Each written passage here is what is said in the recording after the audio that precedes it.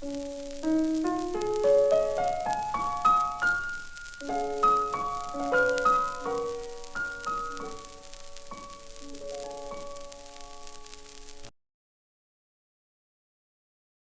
very excited tonight to be here to talk to you all about Bantry Historical and Archaeological Society's upcoming Abbey Mapping Project. So what we're going to do is each of the project team are going to present a small piece about the Abbey, and we've also got Jacinta Kiely, who's from Eachtra Archaeological Projects, here with us as well, and she's going to talk first about grave mapping and about the kind of work that they do as archaeologists and how they can basically help us with what we're doing and the kind of work that they've done before. My name is Cathriona Tobin. I should have said that first. Our project team members are Dorann Cafaro, Teresa Moran, Geraldine Mullins, Bernard O'Leary, and Seamus O'Shea, with Pat Crowley helping out on the background research.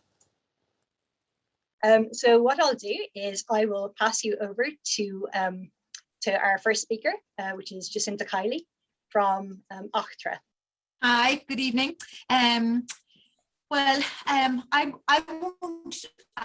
I suppose I should introduce myself first of all, again, like that. Jacinta Kiely is my name, and I've been working as a professional consultant archaeologist since 1996 with a group of other people, in particular John Tierney. And it's John really that I suppose I credit with the historic graves concept, because it was he about 10 years ago that got very interested in the whole concept of applying, I suppose, archaeological survey techniques to graveyard recording, and primarily, I suppose, originally just historic graveyards. And so he built and developed a website, which we still use, which is graves.com. And that's an open website in the sense that anybody is free to visit the website and to download information from the website, and to contribute if they have something that they'd like to contribute. I was just going to open with a screenshot of the Historic Graves website. We got some funding from the Heritage Council a few years ago to update the site, because like all things digital, you have to keep improving in order to keep the site stable. But anyway, so you can log into the Historic Graves website, and the easiest way to sort of see what graveyards have been done is to go to the map section, like a Google map, you zoom in and out, and you go to the place that you're interested in to see if any graveyards have been uploaded to it. Now, our general technique is we work with community groups, sometimes historical societies, sometimes people who have come together for a particular reason because they're interested in recording a graveyard, sometimes with school groups that might be assisting a community group. The page that comes up now, if you log in and they want to have a look at, there's a home page, an explore page, and a map page, and the map takes you in. The map takes you into a map of the country, and I've just zoomed in to the southern part of the country, so you can see the pins on the map to indicate which graveyards have been done. So as I say, we generally work with community groups, and what we do is we go out. Now, where the blue pins are is an individual site, but where you see the numbers 10, 4, 5, you have to zoom in closer into those areas, and 10 becomes 10 blue pins for those of you maybe that mightn't be familiar with maps like this. You just zoom into the area you want, and it sort of unfurls and unfolds to reveal some more data. Oh yeah, there's a nice picture of the Abbey Graveyard in Bantry that I took the day I was down there before the weather got a little bit inclement. I'm not going to speak about the history of this graveyard because I think that that's covered by the next lot of speakers, but you can see what we're interested in is, I'm standing back in the more modern part of the cemetery, and you can see the older part of the graveyard is sort of in the middle of the screen, and you can see, instead of this sort of uniform landscape of headstones of a particular size pathways, all with curbs and with a lot of nice flowers and grass and pathways, you can see that it appears to be a more sort of an ad hoc, even though that's not actually the case, because graveyards, even those that are dating back 300 or 400 years, tend to be laid out in rows. Even though that's not always apparent when you go in there, first of all. So what we do is, our sort of general way of operating is we go in first of all and identify the section of the graveyard that we're going to record, and then we assign numbers to, we sort of use a corner to start, identify the rows and assign a number to each one of the headstones. The second, once the number has been assigned to the headstones, the next thing to do then is to do a site map. So you have a record of the numbering sequence that you're doing. Now, in the early days, we used to do a sketch map. Occasionally, as in Bantry, there's a proper surveyor's plan of the graveyard, and you can use that as the basis of the sketch plan. And more recently, what we're doing is we're working with a surveyor who's using drone survey techniques. And the great thing about the drone survey is that it gives you, when it's just to sort of, I suppose, to the difference between some of the people that are using drones it's like photographing, you know, they do videos and they take very good photographs. But then there's another level whereby you can do a full mapped survey using the drone. And that's a great line, I suppose. That's a really useful tool, because it means that you have the coordinates for each one of the headstones. That then can be taken, that data can be taken into a variety of different programs, including QGIS, and then you can number the headstones. Actually, Catriona, if you can move on to the next one, you can number the headstones then in that sequence, and you have a record for evermore, hopefully, that can be shared. You can save it as a PDF and put it up onto the website so that people can use. That's an example of one of our old sketch plans from, I can't read my own writing now, Balnakill in County Cork. So that's what you call sort of, sketch plan is about the best word. And you can see the difference between the curved stones, the outline of the old church, the extent of the graveyard, but it isn't a patch, of course, on the next one, which is the drone survey. So I suppose the technological advances are really great. This is a zoomed in version now. I will grant you the colours aren't very pretty. We could have done a better job on choosing colours, but it's part of an old and modern cemetery in Clashmore, and the numbers, as I say, can be assigned. Now, I'm sorry, as I say, for the purple colour sequence. Some people have a better sense of colour than others. So they're the first sort of two steps, that we number and that we survey. So we have a record of the number. And the numbering is really important, because everything sort of hinges then on the number. The next step then is to take a photograph of each one of the headstones. And you have to sort of think about, before you start, which of the stones you're going to record, because you have such a variety of stones within a graveyard.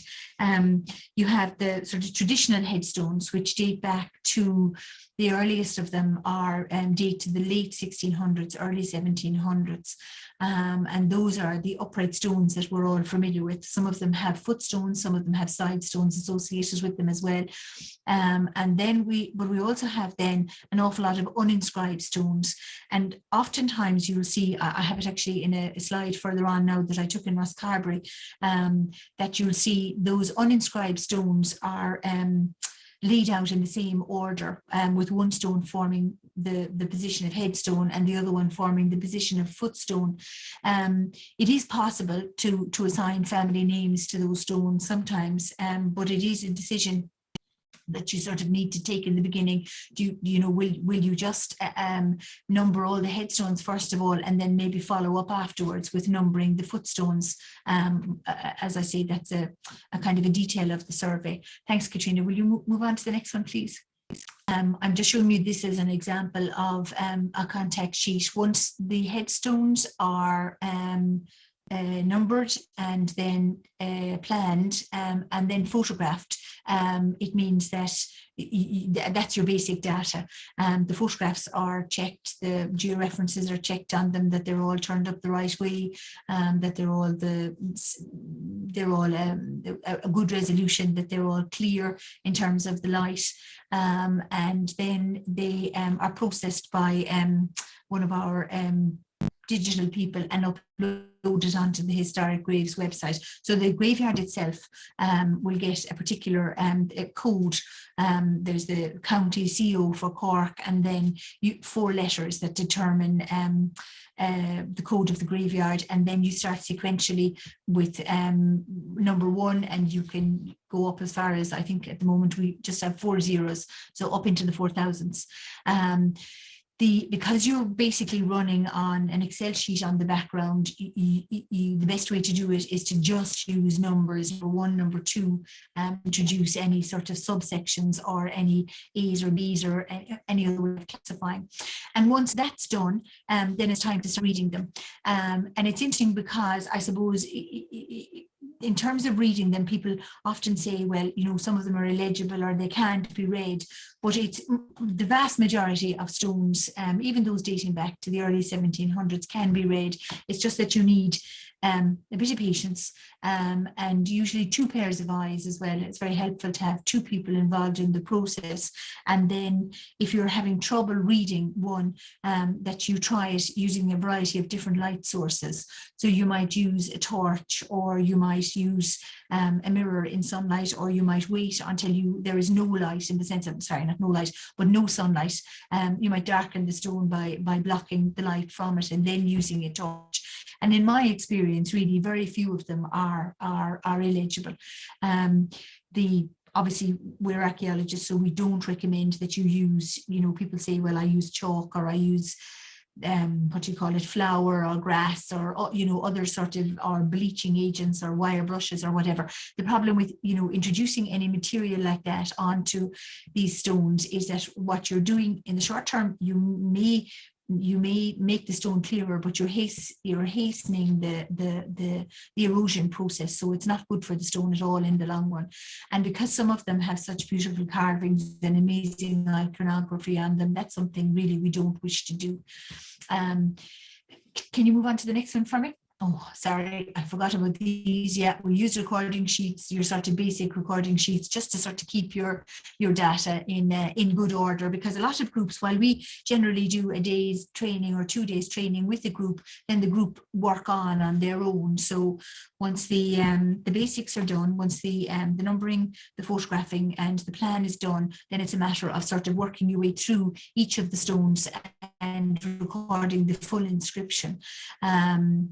And recording some of the iconography on the stone as well, if that's visible. The history of headstones is very interesting, because up to, I suppose, about the late 1600s, there was a different, people viewed burial and commemorative and memorial stones in a different way than we do now. And very often where there were commemorative stones, they weren't associated with the actual burial itself, because the older practice was that you were buried either within the church or within the grounds of the church, and that was within the area of the church, and that was as it was. And at a later stage, and we're not sure where it came from, where the new practice came from. Some argue it came from Scotland with the Presbyterian tradition, and came in through Northern Ireland and spread across the country, as it did all over Europe, was the individual headstone and the curb and the family plot. And it was much more, I suppose, a personal space as opposed to a sort of a communal space. But often what we're looking at, like in Bantry now, where you have a site that goes back hundreds of years, is that when we look, like at the photograph we had a moment ago of that view over Abbey Graveyard, is we're just looking at the top layer or the top tier, and we don't know how many layers of burials lie beneath that. So we're really only, I suppose, recording the uppermost layer. Now I have a series of photographs, because that's a great one, because as I say. And obviously here, you know, the older section of the graveyard is probably in the area of the church, because what we tend to find, this is, sorry, I'm kind of playing catch up with myself again now.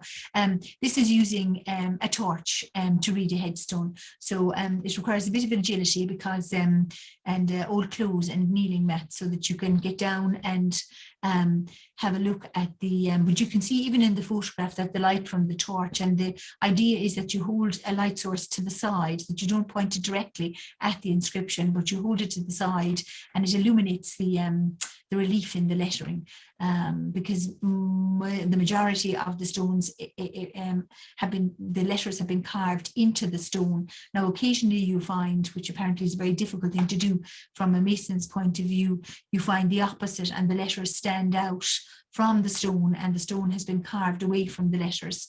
And that's particularly, it's a beautiful technique to see, but apparently it's very difficult, and often it's an indication of the fact that the stone is older. I should say a particularly interesting thing, or thing that I find interesting, is that all our headstones that we know about to date are all in English. Now you'll find plenty headstones written in Irish after the foundation of the state, but prior to the foundation of the state, we have to date no known inscriptions in Irish, and this includes, you know, in the Gaeltacht areas and in areas in the 19th century that would have been mostly Irish speaking. So we have to then, I suppose, understand that we're looking at the rule of the established church, which is the Church of Ireland or the Anglican Church, and a different system of administration. Now this leads to some interesting and also thinking about literacy levels as well. The national school system is introduced in Ireland in the 1820s. So, you know, when we're looking at the work of stonemason and stonemasons apprenticeships and a lot of homemade stones as well, you know, we're looking at a people that, first of all, you have a dual language identity for some people, and for others, they would just have had an Irish identity in terms of reading and writing. And then we're also, there's a question about what the literacy levels in the country were prior to the beginning of the prior to the early 19th century. So it's an interesting one in terms of how the inscription is written. Now I would generally advocate that you should write the inscription, record the inscription rather, exactly as it is on the stone. Now that sometimes in terms of the spelling of surnames can create a little bit of confusion, because surnames evolve, the spelling of surnames has evolved over the last 200 or 300 or 400 years, and we'll keep going. That's another one of our record sheets, just to keep everybody on the straight and narrow. This is a nice example of the older section of a graveyard. I think that's Mount Gabriel actually in the background. So that must be somewhere, maybe Ballydehob. I'm not sure. I can't remember where that one is now. Sorry, I get confused now between different graveyards. I think that might be somewhere near Ballydehob, because that is Mount Gabriel. But anyway, you can see it's an interesting one. You know, it appears to be a random collection of stones, but you'll find, you know, the more you walk and the more you get used to walking within that particular space, that you find it easier to define the rows. And the thing to remember all the time, as I say, is that nowadays there isn't the practice. There's a curb put around the area of the burial plot, but in the past they put footstones at the end. The very nice 18th and 19th century headstones had a carved footstone at the other end. So the headstone faces east, so that we may all face the rising sun and the last day and the resurrection. And the footstone will face the headstone. And often the initials of the first person commemorated on the stone are carved on the footstone, and sometimes you get lovely cross inscribed footstones as well. It makes for it's great always to have a variety of people on a survey team, because some people are very good at, you know, sort of the archiving, you know, the numbering and the keeping everything in sequence, and keeping track of which inscriptions are done and which are not. And then there's great room for people who are good at computer work and uploading data onto the website.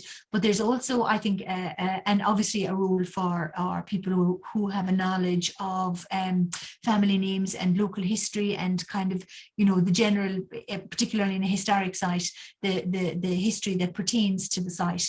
But there's also, I think, a great role for somebody in terms of recording and photographing the iconography, because some of the carvings on the rear of some of the 18th and 19th century headstones are carved also on the rear.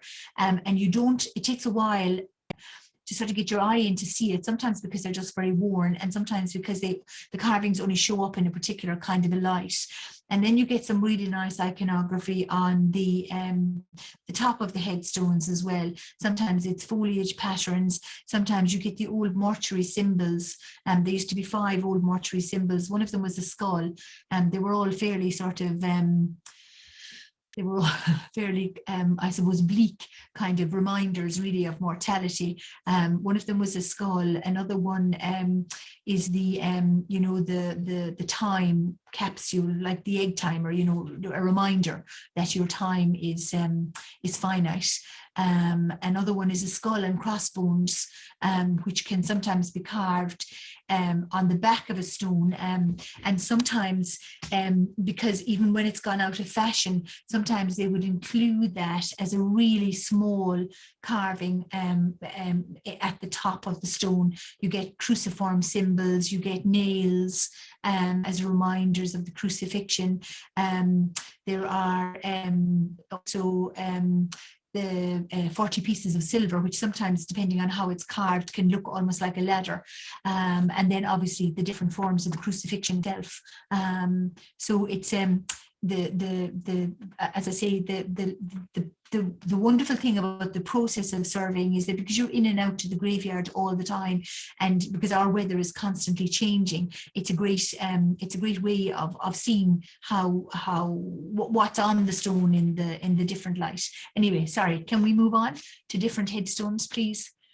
I wanted to go through just some of the different kind of stones. As I say, the sort of standard headstone. Oh yeah, this is a nice one. That's Rathbarry Church in Rosscarbery, and there are very few inscribed stones there. There's the vault, obviously, of the I can't remember the name of the family now.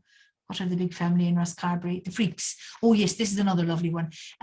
This is an early stone from one of the ones I was speaking about. It's an example of a stone from Galway from the 1730s.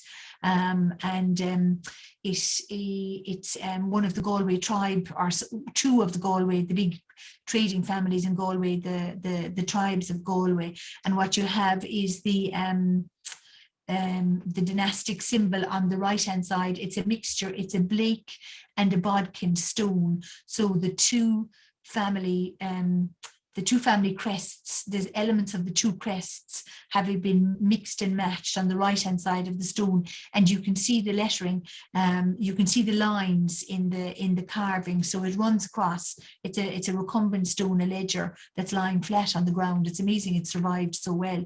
It's in Forthill in the area of the Docklands in Galway, which is similar to Abbey Graveyard because it was the site of a Franciscan friary that was destroyed to make some sort of a defensive, I've forgotten the history now, some sort of a defensive site afterwards. So some of the early stones have been turning up recently with and this is one of them. It's particularly nice, but you can see the way the lines run in it, and it takes a little while to get your eye into the sort of style of lettering. But that's a very nice stone. The next stone, the lettering runs around the edge of the stone, so you have to find where it starts, and then you have to sort of move along the long axis, the edge of the long axis. Oh yeah, this one. I think probably with this one, maybe the underneath part of it, which is like a chest tomb, is maybe later, and that the stone on top to me looks like it's an earlier probably flat stone or recumbent stone that was lying in the ground, and then that was later put onto a sort of a to form a box tomb or chest tomb, they're called. But the lettering, as you can see, it runs along the side, and so you have to, as I say, find, and often that style of inscription is often in Latin, so it's it's a good one for those that had a Latin education, and for those of us that didn't, we have to just sort of copy out the lettering as best we can and then have a translation, have it translated afterwards. This is one of my favorite ones. I've seen a variety of similar stones to this. I've seen one in Youghal. This one again is from Fort Hill in Galway, and it says, "Stop strangers, see here." And you can see on the first line, the third word, it looks like F-E-E, but it's the long S, which is how they used to write some of the, it was the font, an S was written like it's the long S they call it. So it says, "See here, as you are now, so once was I, as I am, you soon will be, so prepare for death and follow me." And I think that one dates to the early 1800s. So again, it's a sort of, sometimes you see it written as sort of, remember death and fear the Lord sort of a thing. But I prefer this one because it takes you a little while to read it. And then basically the message, the first time I saw it, as you're standing, squinting at it, you think, yeah, it's a very nice reminder of life and death. And also what's interesting about it is the name just about features. It's erected by Peter Keating in memory of his son Patrick, and that just about appears along the bottom. So the sort of the personal inscription doesn't take, it doesn't dominate the stone, which is I suppose a style of a particular era. This is another nice one. It in some areas in Cork and in some areas in the west of Ireland, occupational symbols are common on headstones. So this one is quite large now and quite blockish. But what it is if you can see the stone we wet the stone to try and get it to stand up a little bit better for the photograph. But on the lower left-hand side is a hammer, and the central piece is an anvil. And then on the right-hand side, there's a pinch, a pincers, am I pronouncing that right? So it's a stone belonging to commemorating a blacksmith. Sometimes you'll see the symbol for a plough or a horse, and often that's at the top of the stone. It runs along the top of the stone. This one is quite obvious. Sometimes they're very faint because it really just depends on how strong. Again, you can see the hammer is standing out of the stone. It's carved in relief rather than carved into the stone, so that helps it to, particularly with the application of water. The application of water is one thing, with a very soft brush or a sponge that does sometimes help with reading stones. Or doing it on a wet day. But the problem on a wet day is that paper and water don't go together very well. But watering cans and very, very soft brushes are a useful recording tool. As I say, particularly for reading some of the occupational symbols. Sometimes too, you get the name of the stonemason, a Latin F-E-C-I-T, which is the Latin verb for made. So made by, and then a name. Sometimes the name will be etched at the top of the stone very faintly, and sometimes you see them at the very bottom of the stone. It's very common with modern headstones that the name of the stonemason or the business that they've come from is marked on all the modern ones. But in the older stones, it's, first of all, it's more unusual. And then secondly, you really have to look, as I say, either somewhere along the top or at the bottom. It's always worth kind of running your fingers over it to see if you can see if there's a mason's name on it. Sometimes just by the style of a stone, you recognize a pattern, particularly with early 19th century stones that are very ornate pieces of work. And you'll see them if you have one or two in a graveyard, and then you visit a neighboring graveyard, you recognize the style immediately. And this is where I suppose, the more you know about local local history about the social and economic trades that were in an area, you know, trying to narrow down then where those stones came from. I know there's a particular stonemason in East Cork now that we haven't managed to track down, and you know, you'll see the stones in places like they're in Youghal, they're in Castlemartyr, there's a few of them in Clashmore. You know, they cover an area maybe 30-40 miles east and west, and they just stand out because of they're either particularly interesting or they're particularly ornate. And it's just something that people, particularly with the historical perspective, might be able to follow up on. The other interesting, I think, I suppose why a lot of people are interested in recording headstones is that there is the recording for the recording's sake, because every year that goes by in terms of our climate, and particularly in terms of recumbent stones like this now, because they're facing up to the weather, and is that we're, you know, that each year the inscriptions are becoming more worn, so that when we have a full proper record of the inscriptions, and particularly then if that's published and shared, it's a wonderful thing to be able to share with people, you know, with the diaspora, with people who live all over Ireland who are interested in or who are trying to trace family. It's a great tool to be shared, because I suppose the whole thing of erosion is marching on. The stones that are very well protected are those, you know, the sort of ones that we think about in the old section of graveyards that lean forwards as opposed to leaning backwards, because there's a certain, they're afforded a certain amount of protection. But these ones, the recumbent slabs and the chest tombs and those, they take quite a beating from the weather. Anyway, sorry, I'm gone off on a trend now. I'm very conscious, am I running too far beyond my time? Will we just take a quick look at the rest of the slides and I'll stop talking? Absolutely.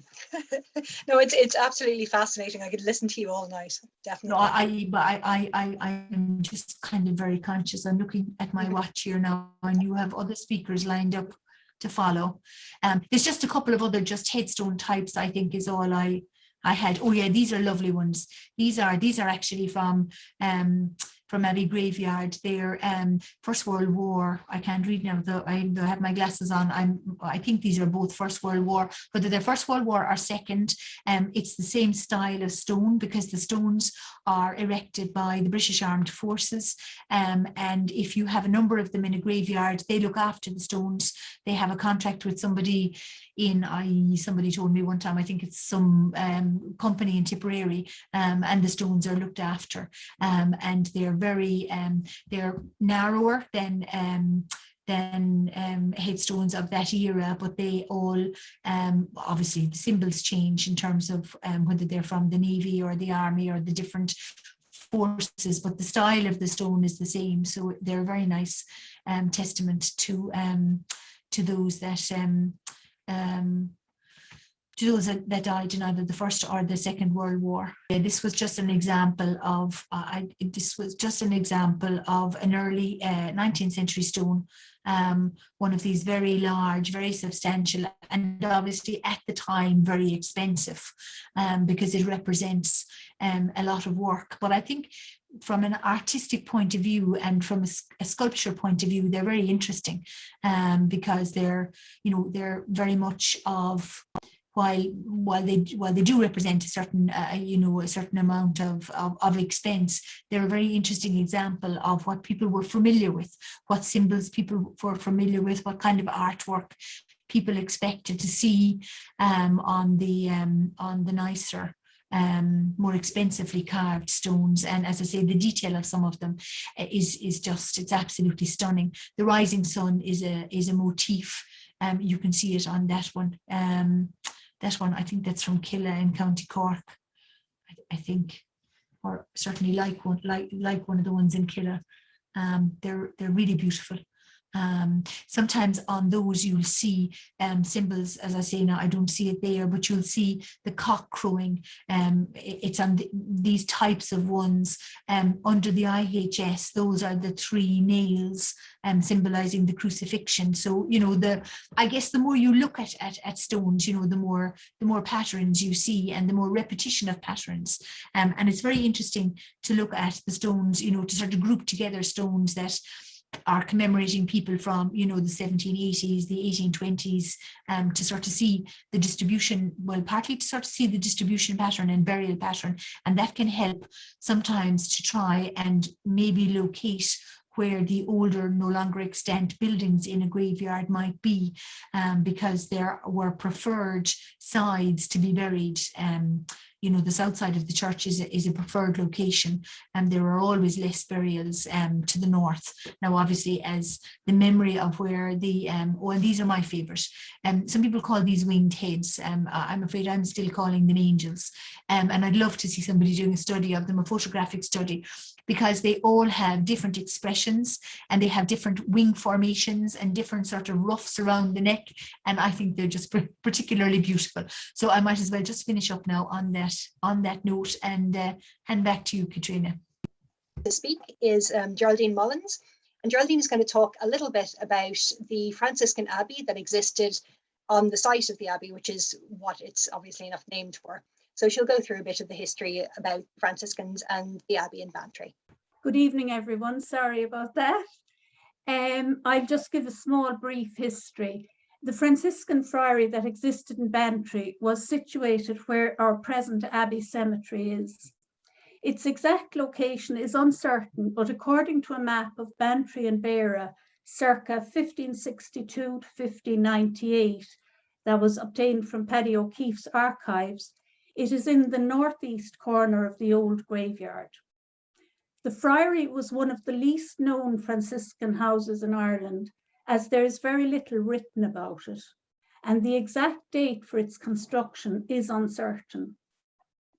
An analysis of existing literature on the friary by Seamus Crowley in the Bantry Historical and Archaeological Society Journal, 1991, suggests that 1460 is the most likely year of construction. The friary was built by Dermot O'Sullivan, a Gaelic lord, and he was possibly able to build this friary after McCarthy Moore in Killarney, who were overlords of O'Sullivan Beara, had built their friary at Muckross. Patronising a friary by an Irish chieftain in his territory gave him great status, a major spiritual investment, and a site for a family tomb, which was a prized status symbol. There were several attacks on the friary during its existence, and consequently, it is surmised that a lot of damage to the friary possessions and the establishment itself occurred. In 1602, the friary was demolished by Donald Cam O'Sullivan. Donald Cam carried out this attack in order to prevent the Earl of Thomond from taking over the friary. He promised to rebuild the friary when the war was over, but alas, after the fall of Dunboy, his ill-fated march to Leitrim, and his defeat, he fled to Spain and did not return to Ireland. The only visible remains of the friary are a collection of 16 late medieval carved fragments in the graveyard, mostly from door and indoor surround and parts of cloister arcading. These have been incorporated into an altar by the Bantry Historical and Archaeological Society in 1991 at the centre of the Abbey Graveyard. One of these stones has a carved human face and is described as an impressive example of Franciscan architecture in the pre-Reformation Ireland. It is believed that some of the stones of the original friary were quarried for stone and used in the building of a fish palace in the square in Bantry in 1734, and in 1860 for stables in Bantry House. The friars lived in the area after its destruction for a few decades. They were nomadic friars serving the spiritual needs in hidden Ireland. And references to friars in Bantry can be found in 1667 and 1690. That's great. Thanks very much, Geraldine. And next we will pass over to Seamus O'Shea, who will talk a little bit about one of the largest sets of burials in the Abbey Graveyard, which was during the famine times. Just to start off, I'll paint the picture of what it was like in Bantry prior to when the famine happened in Ireland, and then go on to talk about the connection to the Abbey Cemetery. So prior to the start of the famine in Ireland, Bantry Union was formed as an administrative area as a result of the Poor Law Act, and it stretched from Dursey Island on the Beara Peninsula to Turin on the Sheep's Head Peninsula, so it was quite a large union. The union had a population of 51,000 by 1841, and Bantry was one of 2 towns in the union at that time, and which had a population of just over 4,000. In the 1841 census, it was recorded that 3/4 of the inhabitants that lived in the union lived in one-roomed mud cabins, where the inhabitants shared the interior with their animals. Agriculture was the main occupation of 80% of the population, and a system of farming known as rundale was predominant, where groups of houses known as clachans were formed around land that tenants held in common. 75% of the population had holdings valued at £4 or less at that time, which was the highest percentage compared to any other union in Cork. So they were quite poor, as you can see. An acre of land set with potato could feed a family of 6, which was much less than what other crops would require. Hence why potatoes were so popular. And just another factor is that the average life expectancy in 1830s Ireland was 29 years of age, and something like 40% of children died before they reached the age of 5.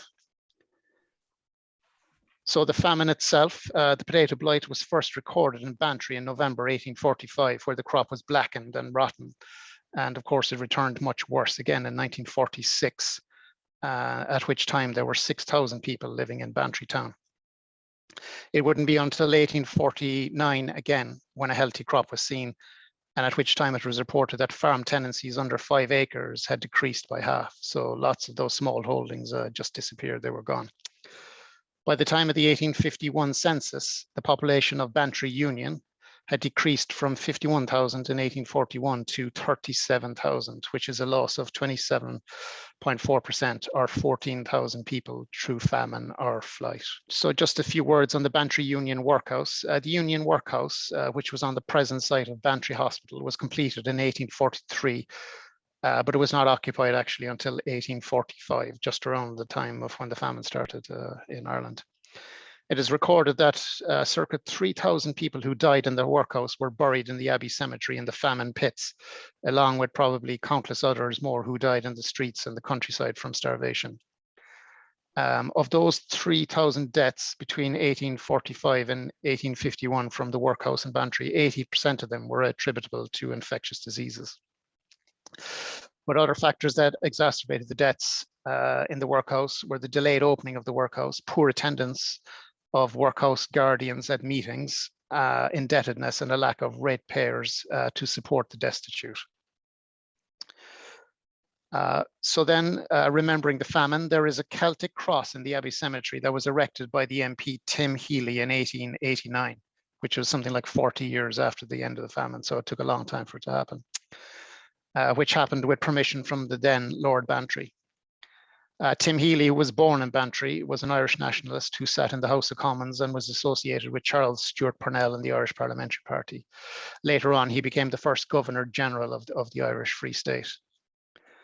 Now, the purpose of the cross is to mark the famine pits that were dug in the area during the famine. A notice appearing in the newspaper in 1889 described the cross as being made of Galway limestone, standing 12 feet high, bearing the inscription, "To mark the famine pit of 1846-48, may God give rest to the souls of the faithful departed."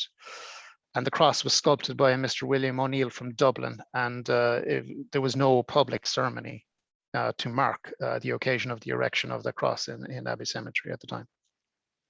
Thanks very much for that, Seamus. Next, we're going to move on to some of the people who were buried in the Abbey, and some of the names maybe that you might recognize from in there. So Teresa Moran is going to talk us through some of the burials in the Abbey. Thousands of people have been buried in the Abbey Graveyard here in Bantry. This is our history. These are the people who lived and worked in our town and surrounding areas.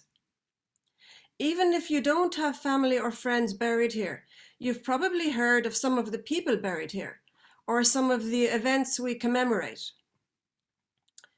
The earliest recorded memorial is that of an infant, Daniel Dawley, who died in 1702, and Thomas Hancock, who died in 1707. While Daniel O'Connell, the great liberator, is buried in Glasnevin Cemetery in Dublin, except for his heart, that is, his sister Honora O'Sullivan is buried here in the Abbey Cemetery. You've got an image there of Honora's grave, you see it there. So Honora O'Sullivan is buried here in the Abbey Cemetery, and she lived in Reen Donegan and died in 1823. Ellen and Michael Linehan are buried in the Abbey. They died in 1891 and 1892, within 9 months of one another. Ellen was 104 years old and Michael was 102, a remarkable age.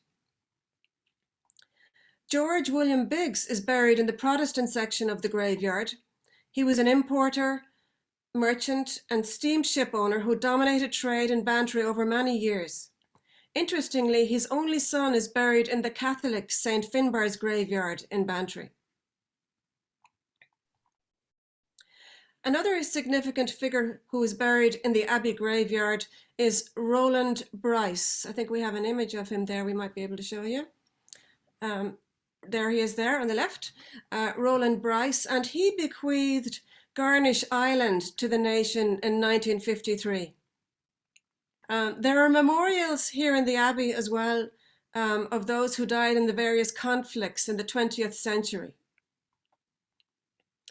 As well as the famine cross, which Seamus spoke about earlier, there's also the Betelgeuse Memorial Cross, which remembers the 51 people from France, Ireland, the UK, and the Netherlands who lost their lives as a result of the oil tanker explosion off Whiddy Island in 1979. The Bantry Historical and Archaeological Society plans to survey the headstones of the Abbey Graveyard, as you've heard already. We will begin with the old part. We plan to look at each grave and document the inscriptions. We hope to create a map using drones, which can allocate a geotag to each grave, as you heard Jacinta talking about. And this can be really useful for genealogical research, because the latitude and longitude of each photo is listed against each graveyard. Of course, we will be studying the research carried out to date as well. For example, Paddy O'Keefe was a great historian who died in 1980 and is also buried here in the Abbey. He carried out extensive research on the Abbey Graveyard in the 1950s, for which we are very much indebted. Okay, so talking again about the data that we hope to extract from this project and going through all of the different graves, documenting them, transcribing the inscriptions.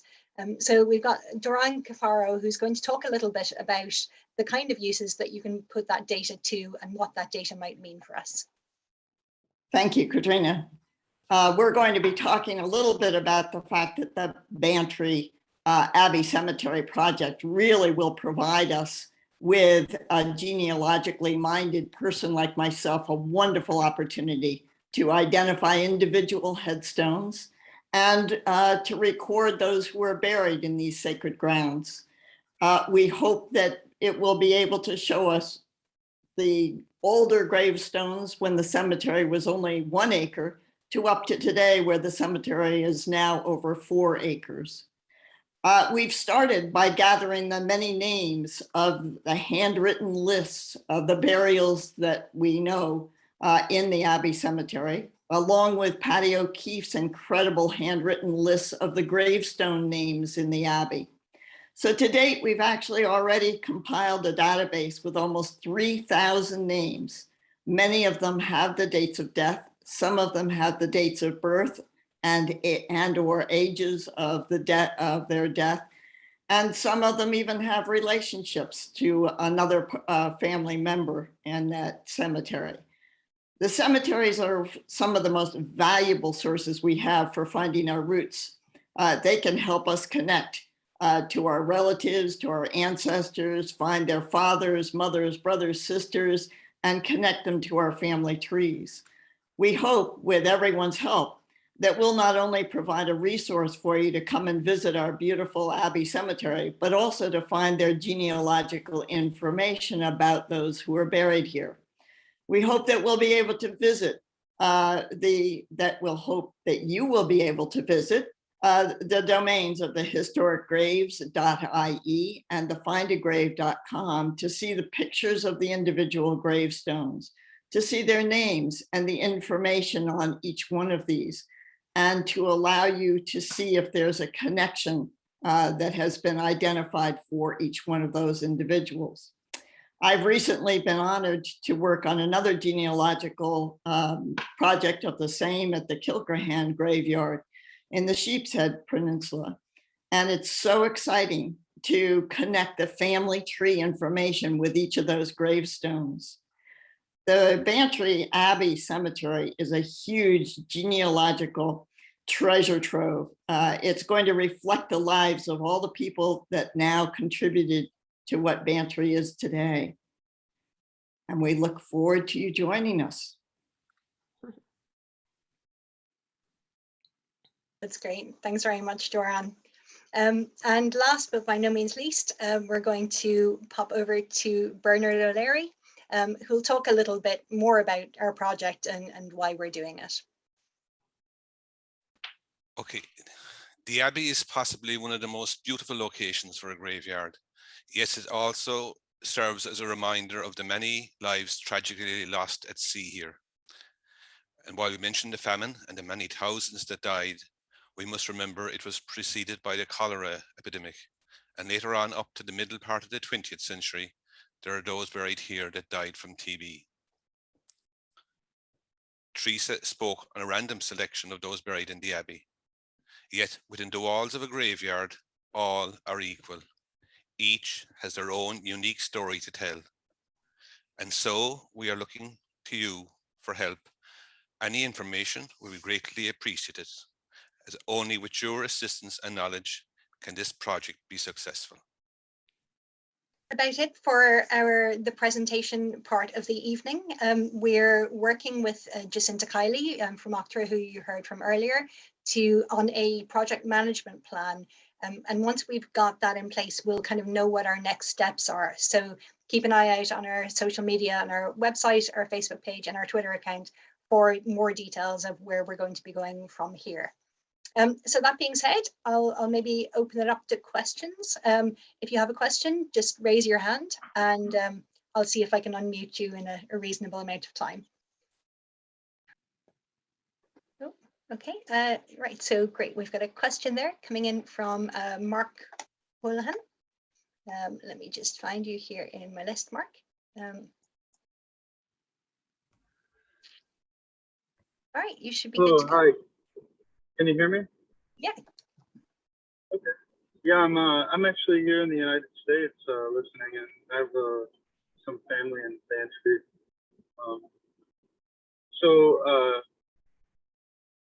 I've been involved here in the United States with some different cemetery cleaning projects, and my brother-in-law is actually the head of the Veterans Cemetery here, and one chemical that we tend to use quite a bit to clean our headstones here is called D2, biological cleaning, headstone cleaning chemical.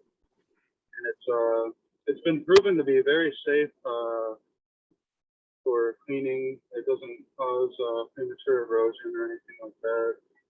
So not a question, but more of a comment, just to make you guys aware of this chemical. It's called D2, biological cleaning, headstone cleaning. It's something you may want to look into. It takes care of a lot of the mold and lichen and different things that grow on the stones, and it makes it more easy to read the inscriptions. Mm-hmm. Okay, Jacinta, did you maybe want to talk to that? Is that something that you've come across? I know there are some different techniques used, and particularly some new techniques. I suppose I would always be very aware, particularly in areas where the stone is more maybe derived from a sort of a poor sandstone or a slate, is that you tend to have a lot of peeling and cracking.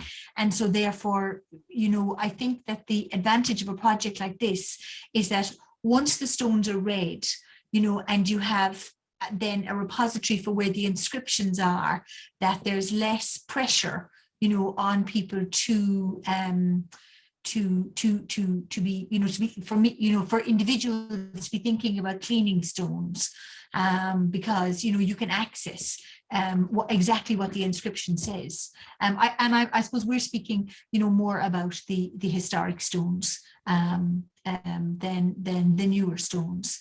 And I think that's the wonderful thing about, you know, I was thinking about that there now in terms of when Dorann was saying about having 3,000 inscriptions already. You know, you're so lucky because you had somebody who worked on the area in the 1950s, you know, so that's 70 years ago now. So that's a great amount of data, because you'll find, you know, that there will be things lost between now and 70 years ago in the same way as losing into the future.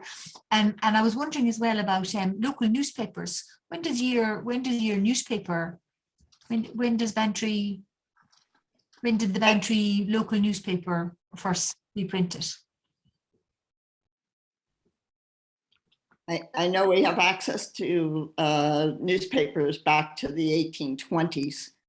What I've found, though, that's interesting is that they often speak about the person who's passed away, but they rarely give the name of any of the family members. They will just say wife or children, nieces, nephews, and rarely give the name except in a longer obituary for a more well-known personality. And I was something I never thought about before, you know, because sometimes we talk a lot about, you know, the people who had more means, so therefore they have the bigger stones and there's more data on the stones. But an obituary, a person need to have an obituary put in the paper, did they? There wasn't a, you know, what am I trying to say? It's not like it wasn't like a death notice, was it? Did it have to be paid for?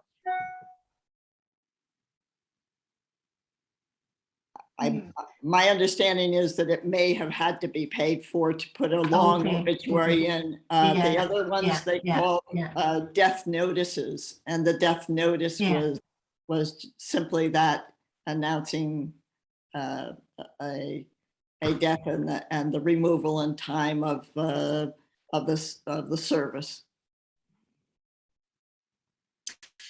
And I think it's important. I think it's an important thing to think about.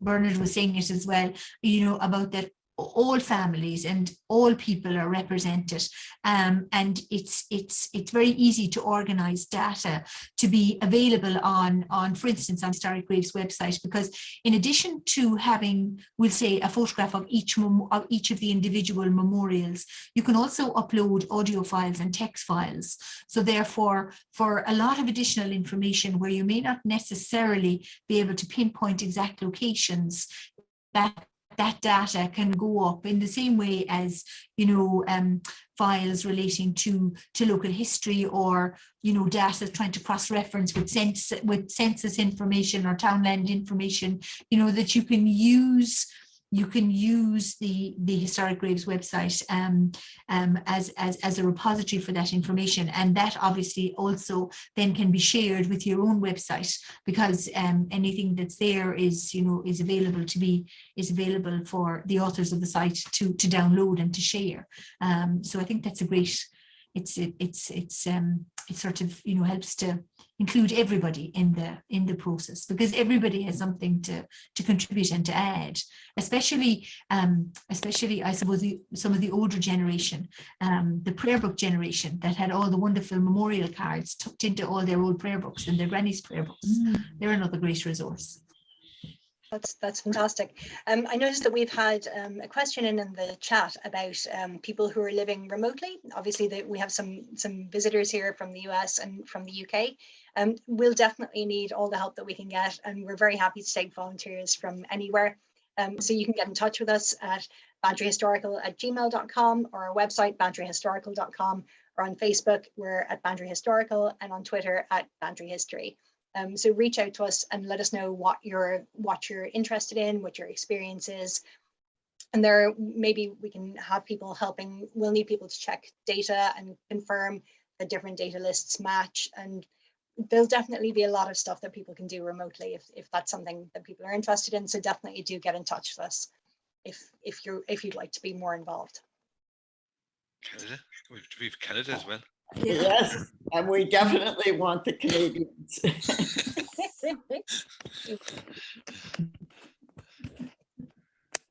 Fantastic. Yeah, so any other questions, or will we wrap it up from there? Okay, I can't see that there's any other questions. So thank you everyone. Thank you very much everyone for coming and for listening to our chat. Sorry we went a little bit over time. But again, if you're interested in what we're doing, if you'd like to know more, like I said, get in touch with us with one of our through one of our online channels. We'll be keeping people informed as to how the project is progressing as we go, and we would love more volunteers. Also, as Bernard said, we would love more stories, information from local Bantry people. We won't be able to do it without your help. And we desperately want to hear everything you know, everything you've heard, all the evidence and the memorial cards and everything that you have that can help us with this massive project. So thanks again for coming, everyone, and we'll leave it there. This will be available on YouTube and on our website if you want to go back and check in on it later on. All right, good night, everyone. Bye. Bye. Thanks. Good night.